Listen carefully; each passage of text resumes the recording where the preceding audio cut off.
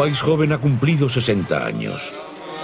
El año que viene en Jerusalén, rezaban los judíos desde hace milenios. En 1948 lo consiguieron, pero ¿había motivo para celebrarlo? Jerusalén siempre había sido su patria. Dani Angel, un judío de Palestina. Ya fueran árabes o judíos, hasta 1948 eran todos palestinos, y el árabe Abu Isam jugaba de pequeño con los niños vecinos judíos. Pero en 1948 solo lo celebraron los judíos. Por fin tenían su propio país. Una patria judía para Esther Eisen, que sobrevivió a Auschwitz.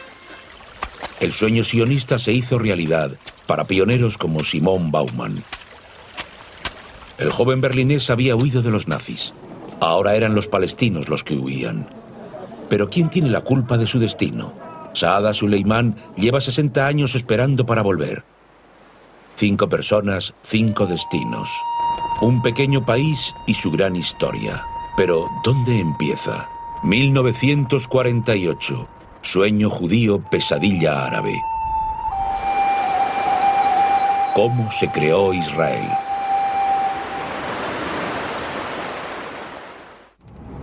Empezaremos con Abu Isam. Su familia lleva generaciones viviendo aquí. Han visto llegar e irse distintos ocupantes y se han adaptado. Hoy Abu Isam, que es árabe, tiene pasaporte israelí.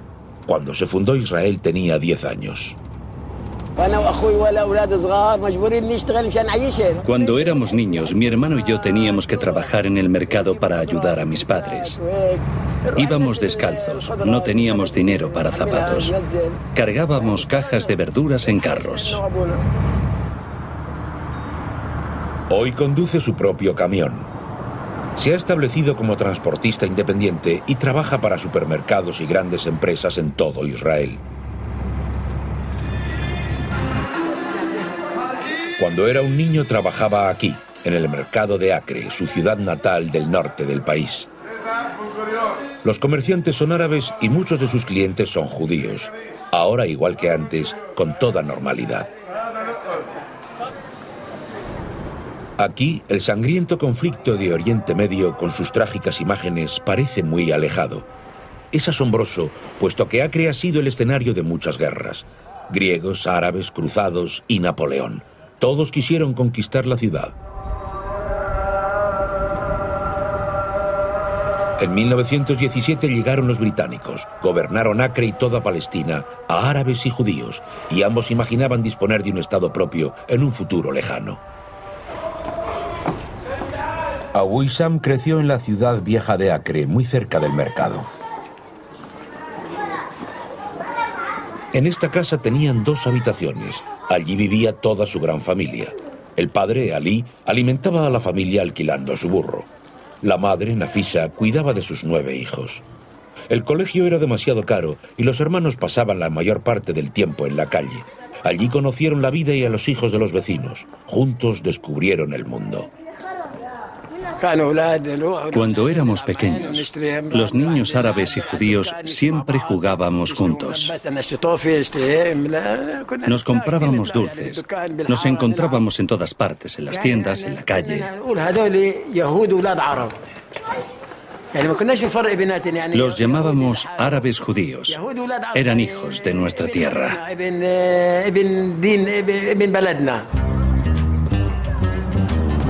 A 3 kilómetros de Acre se encuentra el kibutz de Ein Hamifrat. Allí trabajaba el hermano de Abu, Mohamed, 6 años mayor. Estaba muy contento con su trabajo. Tenía un buen sueldo. Ganaba mucho dinero. Trabajaba en el matadero, con las vacas. Allí el hermano de Abu Isam conoció a gente con ideas nuevas y una visión: la comunidad socialista judía, la solidaridad, la convivencia pacífica. Eran judíos de Polonia que habían huido del antisemitismo de su país. La tierra pantanosa donde comenzar de nuevo se la compraron a los británicos.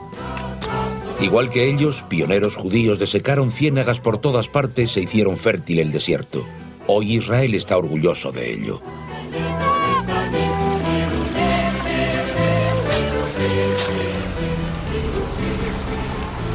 En la misma época en que Mohamed, el hermano de Abu Isam, trabajaba aquí, llegó Simón Banai.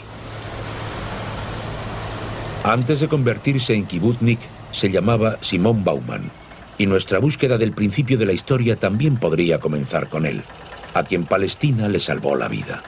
El niño de ciudad berlinés se transformó en un recio campesino y disfrutó con ello. Enseguida hizo amigos, también entre los árabes. Trabajaba con un rebaño de ovejas y cuando llevábamos los rebaños a casa nos encontrábamos con muchos árabes y así aprendí a hablar árabe. Me lo enseñaron ellos. Éramos muy buenos amigos. Un año antes era un niño tímido del barrio berlinés de Seunen. Sus padres habían huido de las persecuciones de judíos de Polonia. En vano. En 1938 destrozaron su negocio berlinés. Quisieron salvar a su hijo de los nazis y le enviaron a Palestina en 1939 en el último transporte de niños. Tenía 14 años. No sabía que no volvería a ver a sus padres. Para él el viaje fue una gran aventura.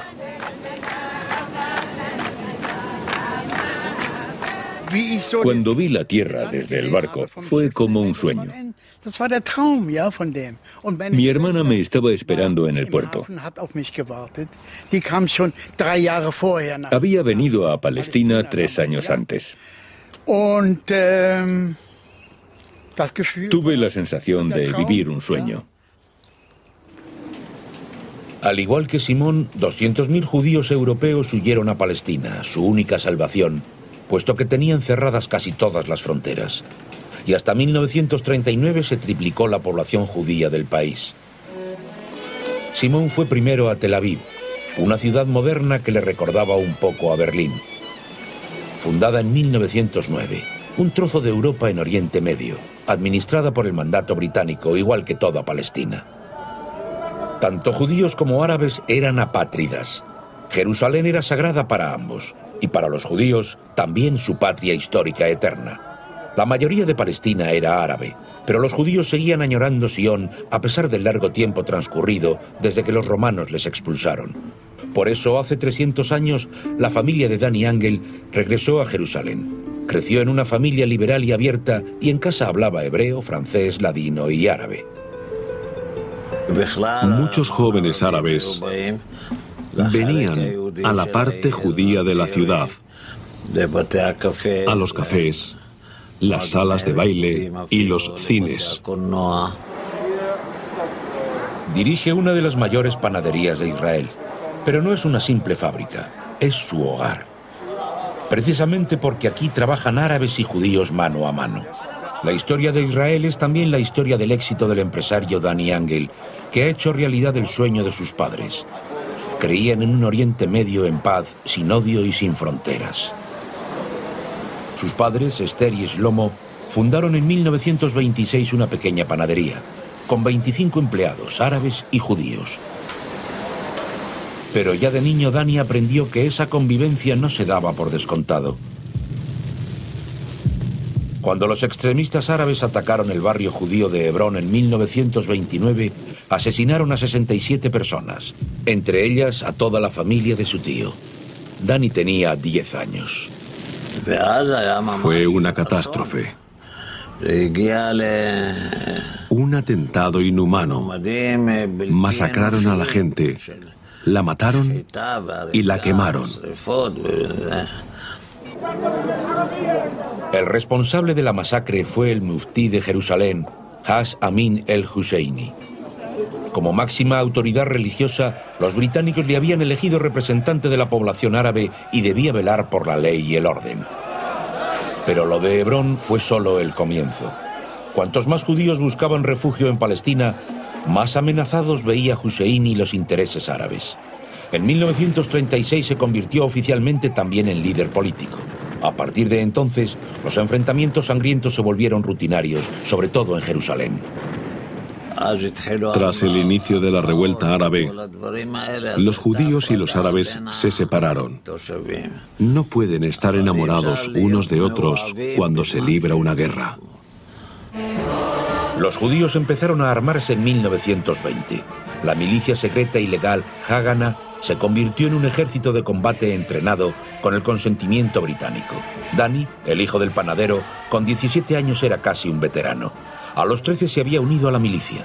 Entonces estaba prohibida y los británicos eran el enemigo. 7 años después, en 1939, Danny se convirtió oficialmente en soldado británico. Empezó la Segunda Guerra Mundial y, al igual que Danny, 30.000 judíos se alistaron voluntariamente en el ejército británico. Ahora el enemigo común se llamaba Hitler. Los británicos recibieron a Danny con los brazos abiertos. Hablaba árabe con fluidez y le dieron trabajo como intérprete. Primero le enviaron al norte de África, que ya estaba invadido por las tropas alemanas.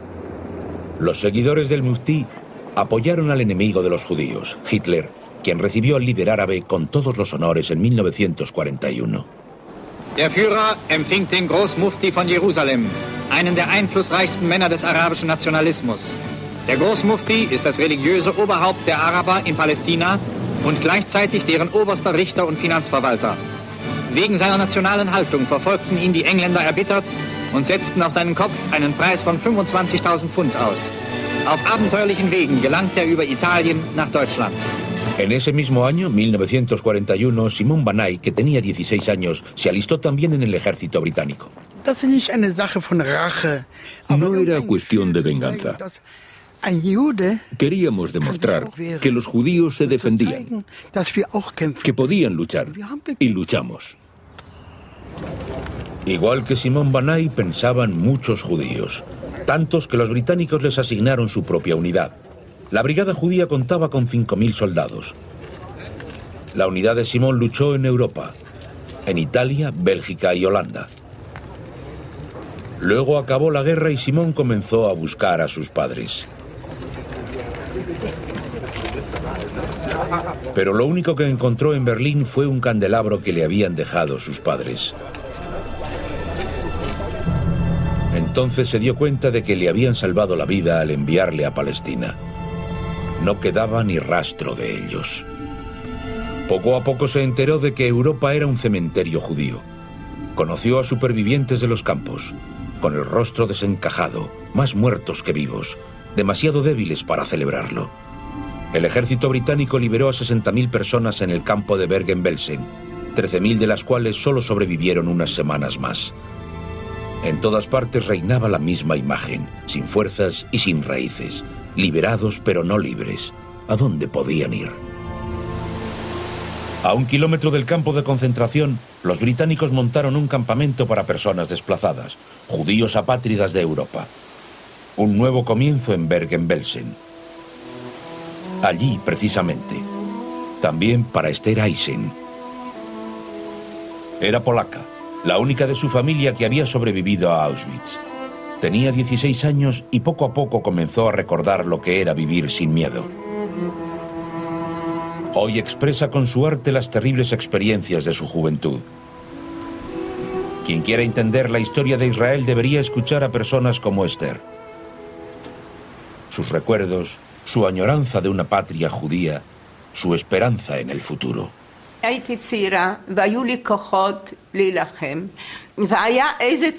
Era joven y tenía fuerzas suficientes para luchar por mi vida. Me dije a mí misma que era la única de mi familia, la única superviviente. Sentí que mi misión era seguir adelante. No tuve otra elección, fue puro instinto de supervivencia. No podía hacer otra cosa, tenía que seguir viviendo. ¿Pero dónde? Europa, lo sabía, ya nunca podría ser su hogar. Solo podría comenzar de nuevo en una patria judía. Pero la lista de espera era larga.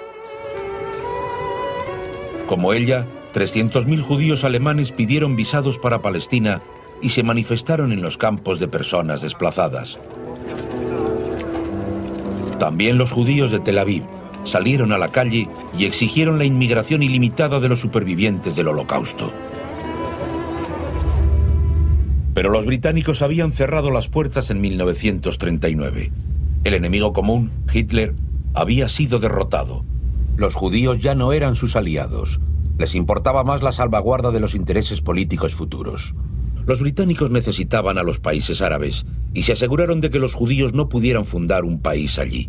Fue un shock para los judíos. La respuesta violenta fue el movimiento extremista clandestino Irgun. En julio de 1946 volaron el Hotel Rey David de Jerusalén, cuartel general del ejército británico. Hubo 91 muertos. La respuesta de los británicos fue dura. Encerraron a los extremistas de Irgun en la histórica cárcel de Acre. Los torturaron y a algunos los ejecutaron. El movimiento clandestino Haganah, más moderado, rechazaba el terrorismo. Se propuso actuar de forma más discreta e introdujo ilegalmente judíos europeos, aunque muchos de sus intentos fracasaron. En julio de 1947, los británicos interceptaron el barco que pasó a la historia con el nombre de Exodus.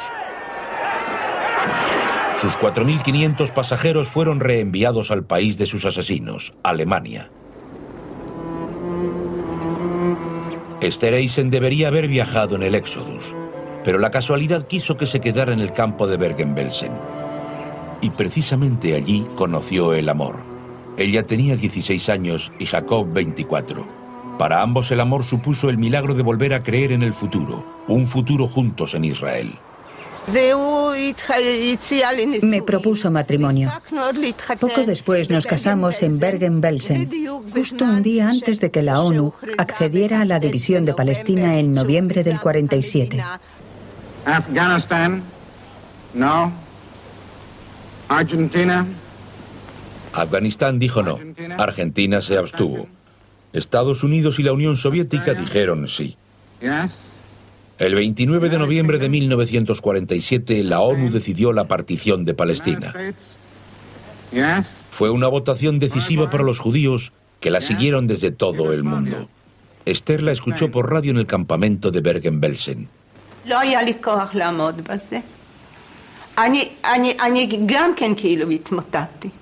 No tuve fuerzas para escucharla entera. Fue demasiado para mí. Casi pierdo el conocimiento. Tuve que apoyarme en alguien. Fue un momento muy difícil. No habría podido soportarlo yo sola. The resolution of the Dutch Committee for Palestine was adopted by 33 votes, 13 against, 10 abstentions. El sueño de los judíos se había cumplido. Recibieron una parte de Palestina. Allí fundaron su Estado. Lo celebraron en Tel Aviv, pero no solo allí.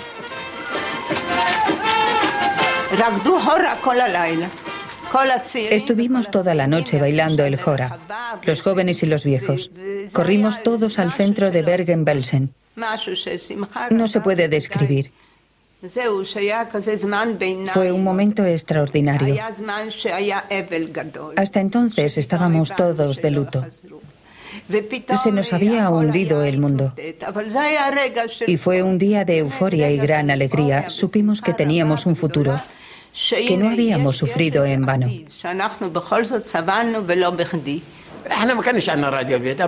En casa no teníamos radio, pero mi hermano, que trabajaba en un kibutz, nos contó lo de la partición.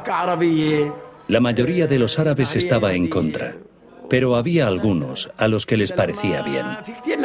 Pensamos que nos podríamos gobernar a nosotros mismos, no como antes, que nos gobernaban los ingleses.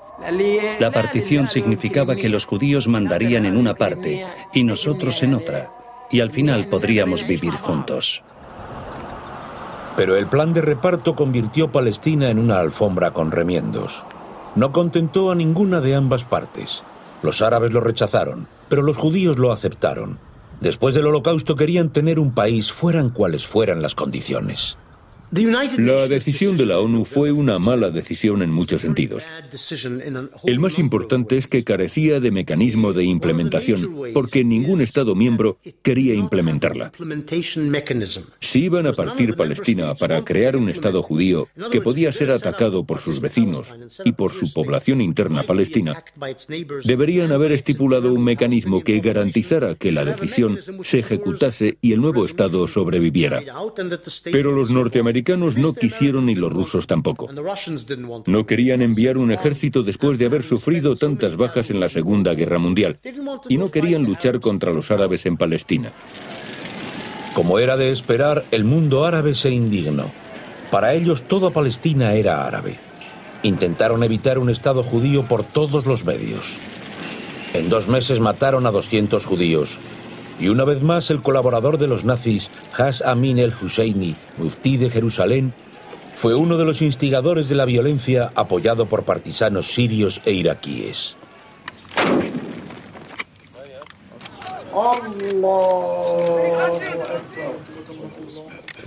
A muchos palestinos, sobre todo a los de clase media y alta, no les gustaba el gobierno de Husseini.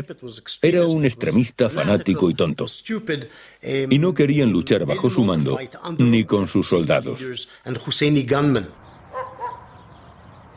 El muftí excluyó a todos los que se oponían a su política violenta.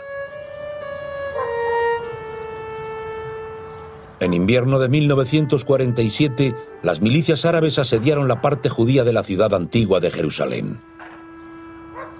La población quedó aislada del exterior. Sus habitantes pasaron hambre y frío. El asedio no sirvió de nada. Los asediados recibían alimentos de forma clandestina. La panadería de Angel les suministraba no solo pan. En algunos de los sacos de pan metíamos armas. Tenía un conocido británico que hacía la vista gorda. Para nosotros, lo más importante era llevarle pan a la población, pero aprovechábamos la ocasión para ayudar un poco con armas.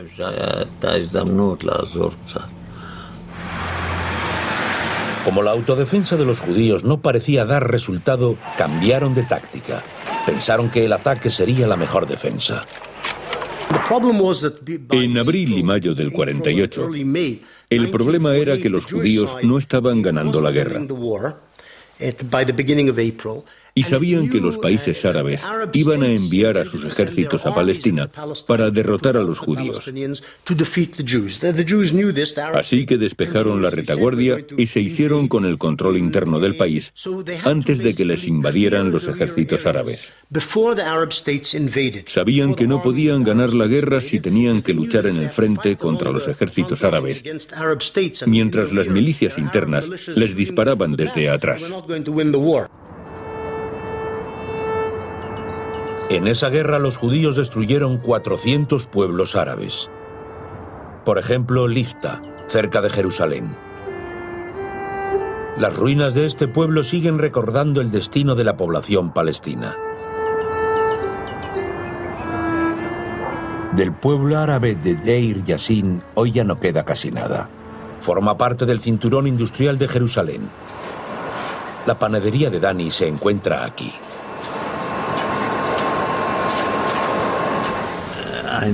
No me gustó lo que pasó en Deir Yassin. Fue un gran trauma para mí y para muchos judíos. No es el camino a seguir. El único recuerdo de Deir Yassin es el cementerio, apenas reconocible entre los escombros y la basura. Deir Yassin es un símbolo de la Nakba, la catástrofe, desde que las milicias judías del Irgun arrasaron el pueblo el 8 de abril de 1948. Una hora antes del comienzo de la batalla, yo estaba montando guardia con mi gente. ¿Dónde está esa casa? Y a las 2:30 de la madrugada, me fui a casa para preparar té para mi gente. Mientras estaba en casa preparando té, no me di cuenta de que los guerreros judíos habían rodeado todo el pueblo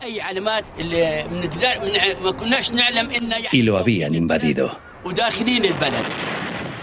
Abu Mahmoud, que entonces tenía 20 años, intentó defender su pueblo contra los combatientes del Irgun, un ejército clandestino extremista judío muy activo. Decían que había partisanos iraquíes ocultos en Deir Yassin. Abu Mahmoud y su gente libraron una cruenta batalla contra los judíos. Mi familia, la familia Akel, estaba formada por 28 personas. Todos fueron degollados como corderos delante de su casa.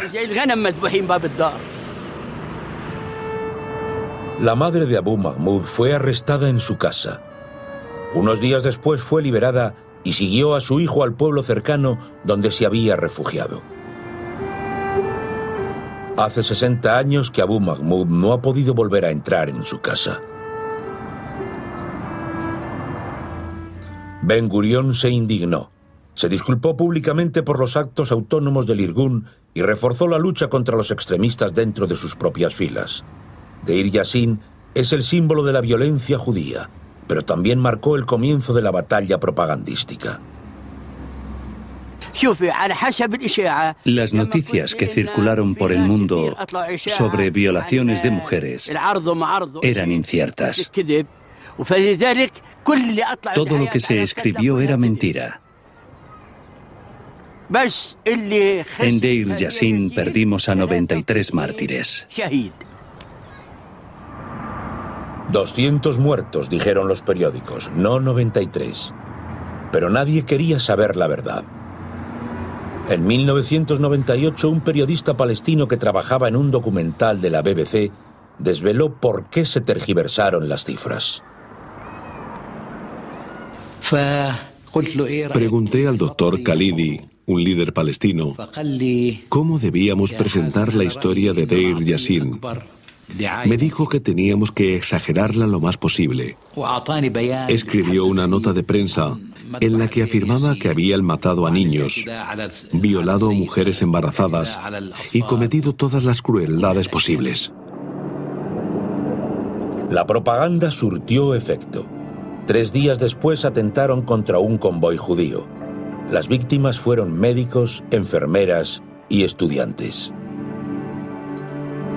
Hubo 77 muertos.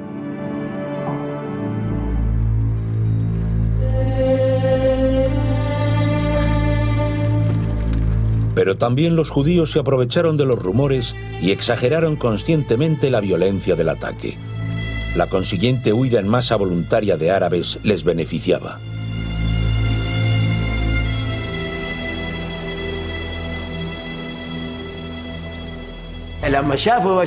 Cuando mi hermano se enteró de lo de Deir Yassin, decidió que teníamos que escapar. Mi hermano ya estaba casado y tenía hijos. Tenía miedo de que les tocara ser los siguientes de la fila.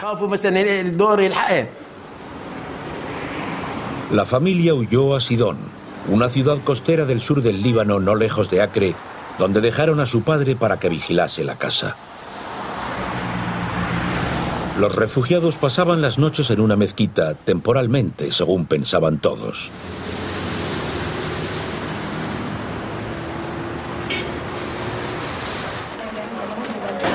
Saada Suleimán también huyó al Líbano y acabó en un campo de refugiados con la esperanza de regresar pronto a Hawassa, su pueblo de las cercanías de Haifa, en el norte de Palestina. Tenía 26 años cuando escapó con sus 2 hijos. En Israel, las historias como las de Saada siempre se han ocultado, pero su destino forma parte de la verdad sobre la fundación del Estado. Vivía en la montaña de Hawassa y cuidaba de sus ovejas y cabras en un valle. Vendía queso a sus vecinos judíos. Hoy ya no queda nada de Hawassa. El nombre ha sido borrado del mapa.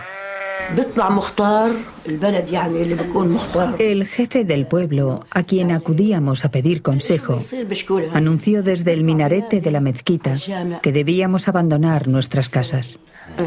Nos dijo que nos teníamos que ir.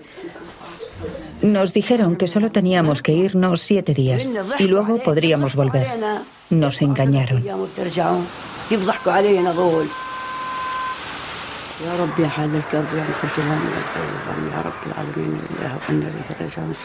Entonces todavía confiaba en Dios y en el jefe del pueblo. Las milicias árabes vencerían a los judíos, pronto. Pero los 7 días prometidos se transformaron en 60 años. Saada compartió destino con otros 750.000 palestinos. ¿Son refugiados o desahuciados? Hoy los expertos siguen debatiéndolo.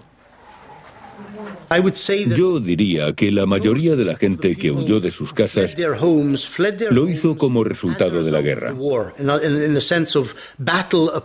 Cuando las batallas se acercaron a sus hogares, tuvieron miedo de resultar heridos, miedo a vivir bajo el dominio judío que rechazaban.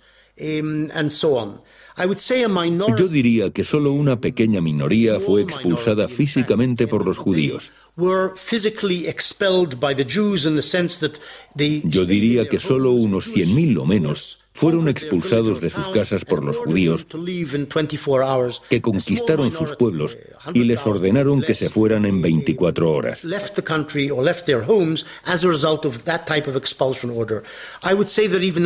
una minoría aún menor se fue porque las autoridades árabes se lo pidieron. Los refugiados celebraron la retirada de los británicos de Palestina en mayo de 1948. Los vecinos árabes amenazaban con la guerra. 400.000 soldados árabes se enfrentaban a los 30.000 luchadores mal equipados de la Haganá, sin la protección de los británicos y sin el apoyo del mundo. Amenazaban con terminar con un Estado que aún no existía. Fue un momento muy difícil. Israel nunca había tenido ejército, solo la Haganá, mientras que Egipto tenía un ejército moderno con aviones, tanques y cañones. No cundió el pánico,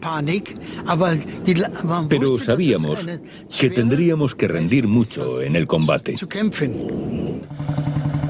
14 de mayo de 1948. El final de los 30 años del mandato británico pareció una huida. El último gobernador abandonó el barco naufragado. Los británicos no tenían ni idea de lo que se avecinaba. El ejército egipcio solo aguardaba una orden para atacar el nuevo Estado judío, pero nunca la recibió. El Comité del Pueblo se reunió en secreto durante días en Tel Aviv. Decidían sobre la fundación del Estado. David Ben Gurión sabía que todo apuntaba en contra, militar y políticamente. Incluso Estados Unidos lo desaconsejaba vehementemente, pero Ben Gurión pensó que ahora o nunca. Mientras se abría paso entre la multitud, la noticia se corrió como la pólvora. El comité había votado sí al Estado de Israel por 6 votos contra 4. Anu חברי מועצת העם, נציגי היישוב העברי והתנועה הציונית, ביום סיום המנדט הבריטי על ארץ ישראל. ותוקף זכותנו הטבעית וההיסטורית, ועל יסוד החלטת עצרת האומות המאוחדות, אנו מכריזים בזאת על הקמת מדינה יהודית בארץ ישראל, היא מדינת ישראל.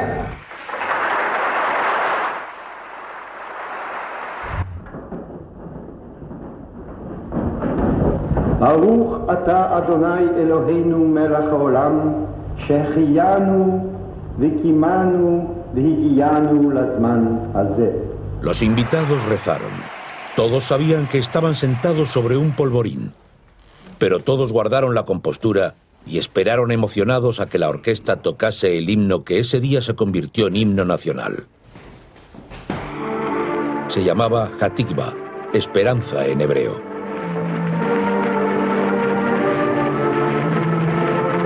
La esperanza de ser un pueblo libre en nuestro país, en la tierra de Sion, dice su letra.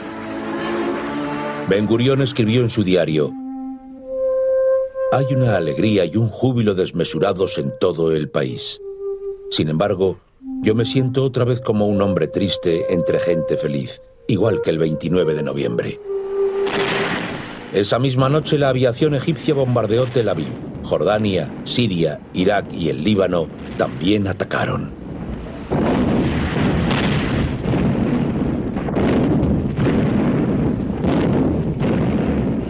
Teníamos la sensación de que si no ganábamos, nos echarían al mar. Teníamos que ganar. El puerto de Haifa. Aquí llegaron Esther Eisen y su marido Jacob a la mañana siguiente. Llenos de esperanza sobre su nueva vida en Israel y un futuro en paz. Querían vivir tranquilos de una vez. Pero el 15 de mayo fue el primer día de guerra en su nuevo país. Era sábado, Shabbat. Estaba nerviosa y tenía muchas expectativas, pero sabía que había empezado la guerra. Me daba mucho miedo lo que podía pasar después de todo lo que me había tocado vivir.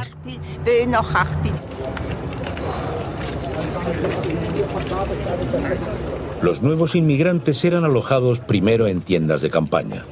Esther y Jacob también, hasta que encontraron casa en Haifa.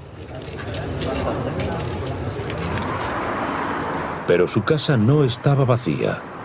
Sus dueños no estaban. Habían huido o los habían echado.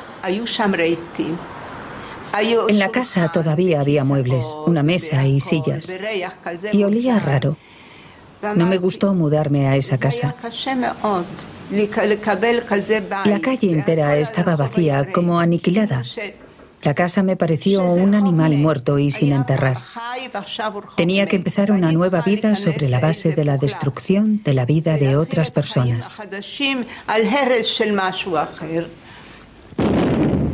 Guerra en todos los frentes. El enemigo más peligroso era Jordania con su potente ejército. Conquistó Latrun, antigua fortaleza de la policía británica. Los judíos intentaron reconquistarla 4 veces, pero fracasaron las 4. Los jordanos bloquearon desde allí la única carretera a Jerusalén.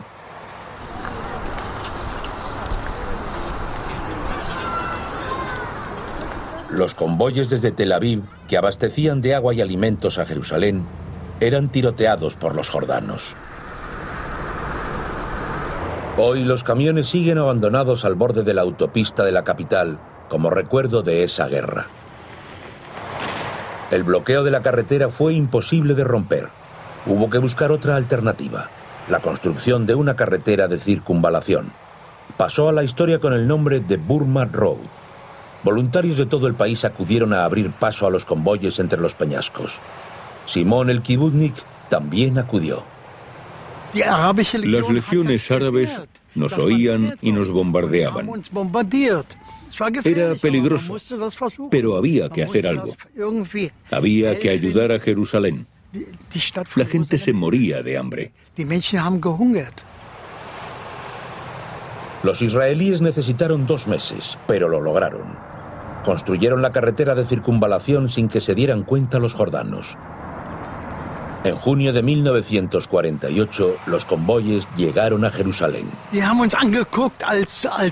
Nos miraron como si hubiésemos caído del cielo con uniforme.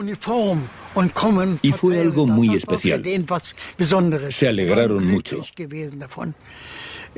Nosotros pudimos comprobar lo mal que lo habían pasado. Pero la victoria no duró mucho. La batalla de Jerusalén Este acabaron ganándolo a las fuerzas de Transjordania. Destruyeron el barrio judío y su antigua sinagoga y expulsaron a la población judía.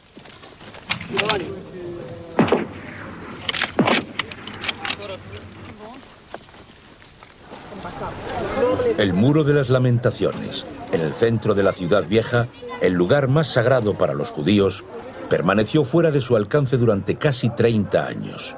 Pero pronto fue evidente que las fuerzas árabes no luchaban conjuntamente contra Israel. Cada una perseguía sus propios intereses. Era su gran desventaja. La guerra solo beneficiaba a Transjordania.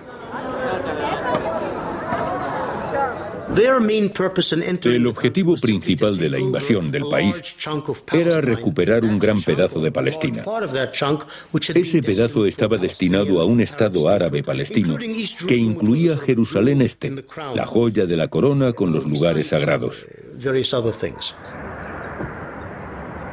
Mientras se instalaban los nuevos gobernantes y los palestinos tenían que vivir bajo la ocupación jordana, la guerra continuaba en el sur. Egipto ocupó el desierto de Negev, pero se enfrentó a una dura resistencia judía. El marido de Esther Eisen, Jacob, luchó allí. Se alistó en el ejército como voluntario. Jacob quiso defender su libertad recién ganada. Un día de diciembre tenía que volver a casa en Haifa para celebrar su 28º cumpleaños con su mujer Esther, que le estaba esperando con impaciencia porque hacía días que no tenía noticias de él.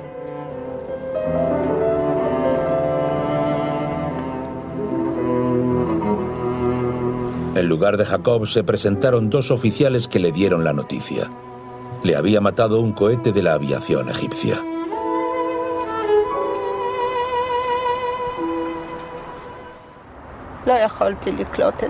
No me lo podía creer, pero era verdad. Me volví a quedar sola después de todo lo que había levantado, después de todo lo que creía que había conseguido en Israel. Fue viuda de guerra con 20 años.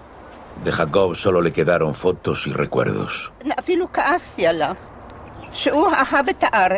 Me llegué a enfadar con él por haber querido a su país más que a mí, por haberse ido a la guerra y haberme dejado triste y sola. Le perdí. 2 semanas después de la muerte de Jacob comenzaron las negociaciones del armisticio. Para Esther era demasiado tarde. Las fuerzas árabes no pudieron cumplir su amenaza de aniquilar el Estado judío. Israel fue el vencedor de la guerra y conquistó tierra que la ONU había concedido a Palestina. Y las tierras del sur y del este asignadas a los palestinos habían sido ocupadas por Egipto y Jordania. ¿Y los palestinos? Era evidente que las naciones árabes no se habían involucrado en la guerra por su libertad. Fueron los claros perdedores. Los refugiados fueron acogidos por sus vecinos árabes e internados en campamentos improvisados.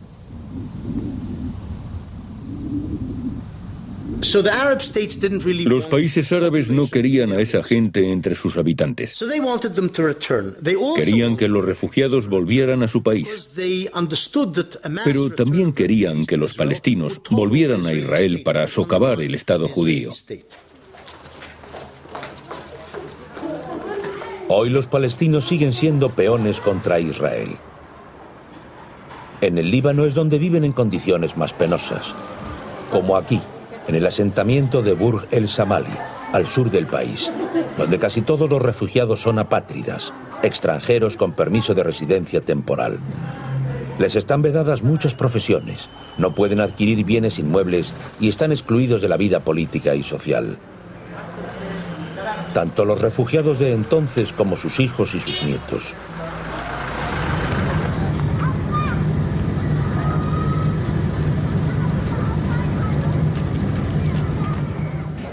Lo único que les puede dejar Saada a sus descendientes es amor y cuidados.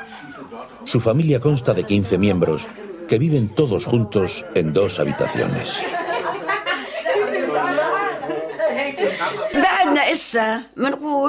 Siempre conservamos la esperanza en Dios. No sé. Vemos que los gobernantes árabes viven muy bien con sus mujeres.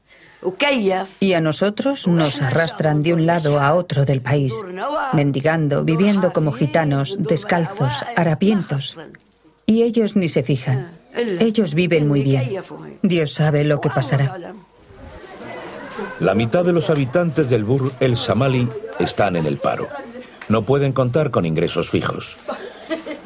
A Saada le cuesta hasta disponer de agua. Así viven hoy cerca de 4 millones de refugiados palestinos en Siria y Egipto, en el Líbano y en Jordania. Muchos de ellos aún confían en regresar a Palestina. Falestín, como llaman al Estado judío. Israel se negó a acoger a los refugiados palestinos. Eran refugiados de un pueblo que les había atacado y que intentó impedir la creación del Estado de Israel.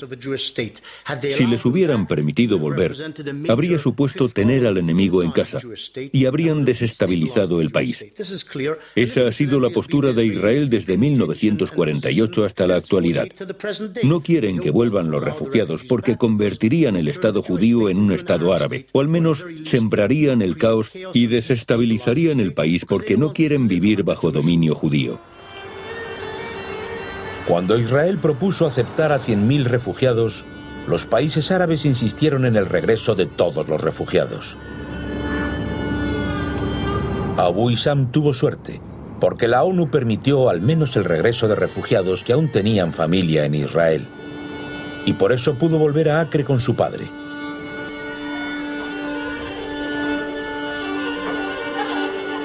Y cuando regresó, Abu Issam se convirtió en israelí, igual que otros 160.000 palestinos.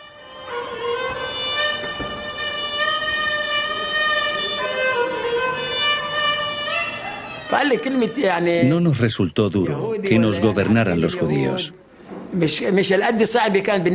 Ese no era el problema. Si podíamos elegir entre ingleses y judíos, era mejor que nos gobernasen los judíos. Hoy Abu Issam vive con su familia en Acre. Son ciudadanos israelíes y árabes, como el 20% de la población.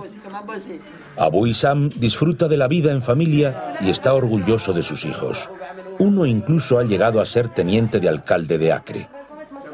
Pero echa de menos a su hermano Mohamed, su hermano mayor, que tuvo que quedarse en el Líbano porque tenía allí a su mujer y a sus hijos. Israel le prohibió regresar. Los hermanos no pueden verse, solo hablar por teléfono, como tantas familias árabes divididas que también forman parte de la historia de Israel. El mayor deseo de mi hermano sería poder volver y vivir aquí. Yo vivo en mi país, en mi casa. Tengo trabajo y me va bien. Tengo derechos. Él no tiene derechos. Solo Dios le protege. Y si muere, morirá en tierra extraña. La tierra extraña del otro lado de la frontera. Tierra enemiga. También el Líbano expulsó a la población judía después de 1948, como tantos países árabes. La mayoría de esos 850.000 refugiados judíos hoy son israelíes. Viven como todo el mundo en este país, protegidos por vallas y cada vez más defensas fronterizas que no consiguen la paz.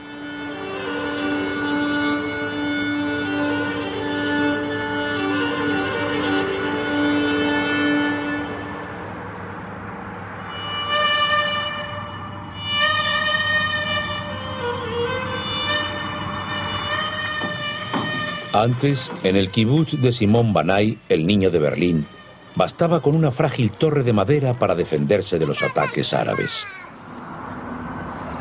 Ahora, cuando se producen bombardeos de cohetes desde el Líbano, Simón tiene que esconderse en un búnker de hormigón.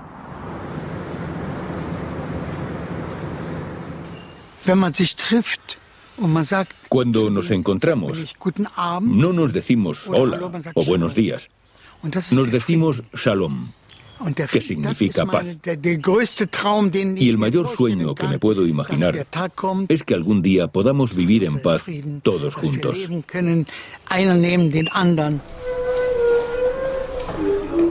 Quien no cree en milagros no es realista. Dicen que decía Ben Gurión. Hay días en que los milagros parecen accesibles. Por ejemplo, cuando nieva. Entonces los niños árabes y judíos solo tienen un deseo. Una batalla de bolas de nieve, como antiguamente Abu Issam y sus amigos.